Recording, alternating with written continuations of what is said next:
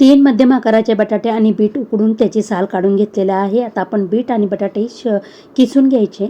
यामध्येच आता मी बारीक कट केलेला कांदा, शिमला मिरची, कोथिंबीर, किसून घेतलेलं गाजर, कोबी. आता आपण काही मसाले टाकू. त्यामध्ये चवीनुसार मीठ, चिली फ्लेक्स, धणे पावडर आणि 3 चमचे मी इथं तांदळाचं पीठ टाकून घेतलेलं आहे. तांदळाचं पीठ लागेल तसंच टाकून मी हे मळून घेणार आहे. भाज्यांमध्ये पाण्याचा अंश असतो, त्याच्यामुळे तांदळाचं पीठ पाण्याचं प्रमाण कमी करते. आता मला थोडंसं तांदळाचं पीठ 2 चमचे मी वरून टाकून पुन्हा एकदा हे पीठ मळून घेतलेलं आहे आणि आता आपण त्याचे कटलेट वळून घेऊया.